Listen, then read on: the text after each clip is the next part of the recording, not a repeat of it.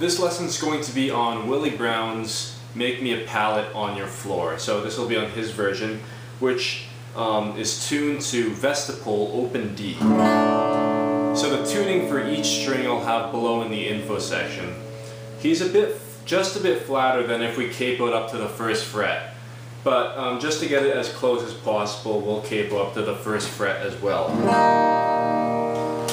And I believe that this is the same Willie Brown that recorded M&O Blues and Future Blues about a decade earlier.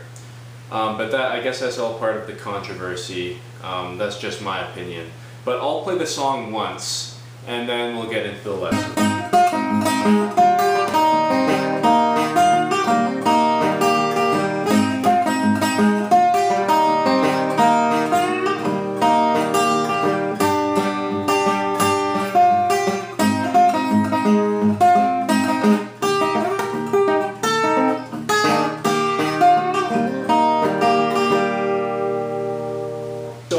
Pallet starts with a bar with your first finger across the 6th fret, or pardon me, the 5th fret. The 5th fret, if we take into account the capo on the 1st fret. And so something to keep in mind is that almost throughout the tune, you'll be playing an alternating bass with the 1st and 3rd strings. So that'll be a given for basically every situation that we're playing, every part of the song that we play. Until we get to the very end, but we'll deal with that later. So with that bar across the 5th fret, we'll just deal with the melody part for now. The melody part will be with the 4th and 5th strings, and you'll be playing them together as a double stop. So that'll be hitting them both at that 5th fret position. Then with the 5th fret, or the 5th string, sorry, you'll be playing the 7th fret with that 4th string still at the 5th fret.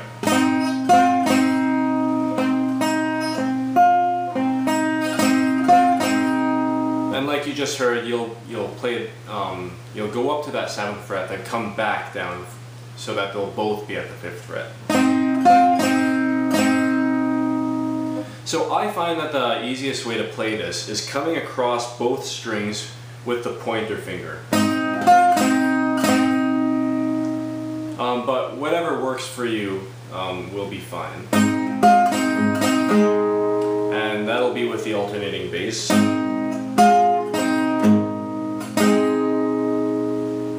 Then comes the little move that he plays throughout the song. And this will be a bend on the 7th fret of the 5th string, and then you play the 4th fret 6th string. Then you play the open top 2 strings, 2nd fret of the 5th string, and then open top 2.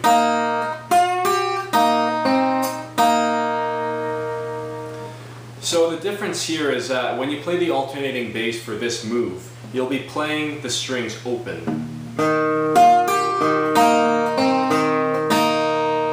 So again.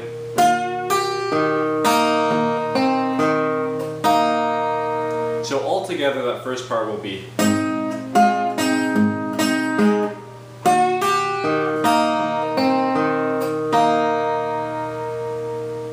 And then what he does is play that move again. And this time finishing it with the 5th fret of the top string with the open 5th string.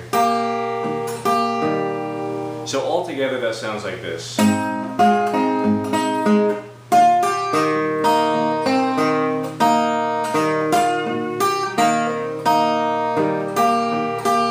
So the next part of the song has a bar across the entire 4th fret. And remember, you'll be playing that alternating bass on the 1st and 3rd strings as always. But on the melody, he varies it each time he plays it in the song, but the general idea is to go. So that'll be across, that'll be just using the top 2 strings. And then the 7th fret of the 5th string, and then the 4th fret of the top string.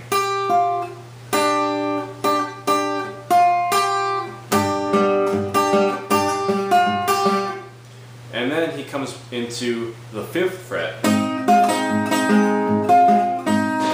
Very similar to the actual introduction of the song, except he just extends it out a bit. The same embellishment with that 7th fret 5th string is there, and you can kind of play around with that any way you want. So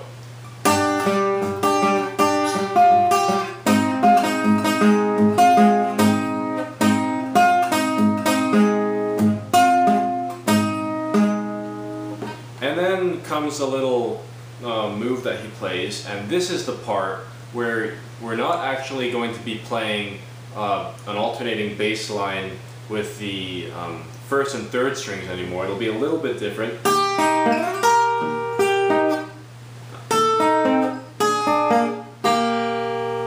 It's more like an alternating bass between the 1st and 4th strings now. But just looking at those treble strings, first will be a major chord shape playing the 4th fret of the top string, 5th fret of the 5th string, and 3rd fret of the 4th string. So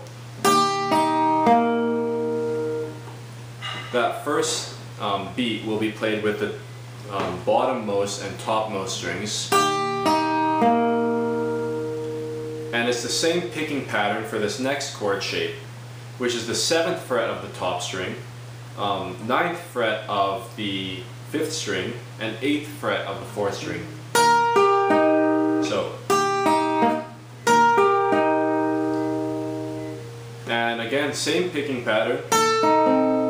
This will be with the 6th fret of the top string, 5th fret of the 5th string, and 5th fret of the 4th string. And then here's where he plays it a little bit differently.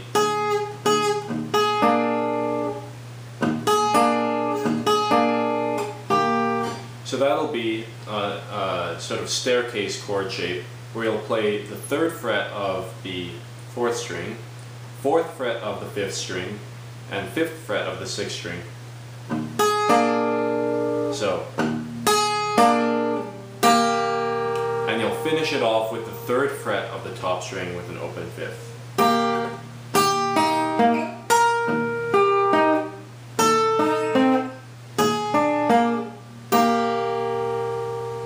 Okay, so it's a bit of a complex song, but like I said, you can kind of use all the different ways that you can play around with the different embellishments to create all sorts of variations the way Willie Brown did.